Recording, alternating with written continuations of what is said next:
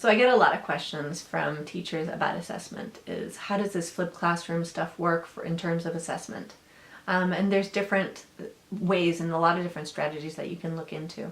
But I get folks really nervous and saying, how am I going to make sure that the students are prepping before class? How do I know that they actually watched the video? For my material and the way I teach, what works best for me is I pretty much loaded the entire class on 80% of the assessment, 80% of the grade comes from the prep materials. So they have to do the reading the videos and answer the 2 questions, and that is 80% of their grade. I have them submit their work online so that I can have a timestamp on it and so that I can help me manage all the data that's coming at me and I can quickly grade back. I have a grading rubric that gives students feedback where I can grade pretty fast, and I can say I've got a few different choices in there, everything from you're on it, you got it, this is great, to you're a little off, to you've got some issues with this, and I usually say, why don't you check this other person's post so that you can get a better sense of what's going on there. So I have my students submit their work, their online prep work, through a discussion post online on our shared classroom website.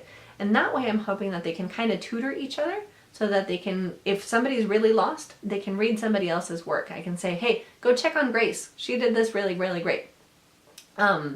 And the other 20% of the grade in my class is where I leave a little more flexibility, which is the self-evaluation grade. I also give them a nice long rubric that says, did you actually do the work? And it will calculate a grade for them, whether they say, you know, I only read about 75% of the stuff, and sometimes I came unprepared. So it'll prepare a number for them that says, well, then you should have about a 70 on this, which they can disagree with. I still leave them room to say, no, I think I really should get a B. Like, I should have an 85, not a 70. And they can put that in.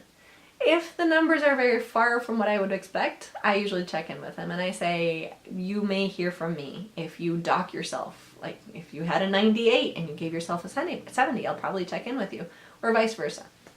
But mostly it's a self-evaluation grade.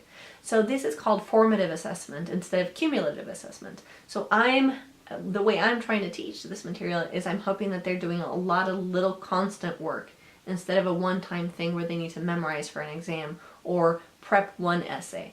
I'm thinking that this is the kind of stuff where I want them to question their life often and consider where they're coming with everything. So it's a lot of little things instead of one big one. So formative assessment instead of cumulative.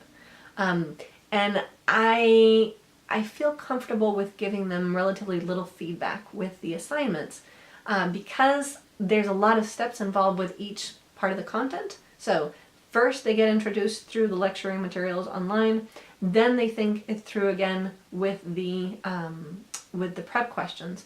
Then they're going to work it again by themselves in a group and give each other feedback and support. And finally, they're going to hear from me at each point when I interrupt the class and give them a little bit of a summary about the material. So I can count on them seeing the same content at least 4 times.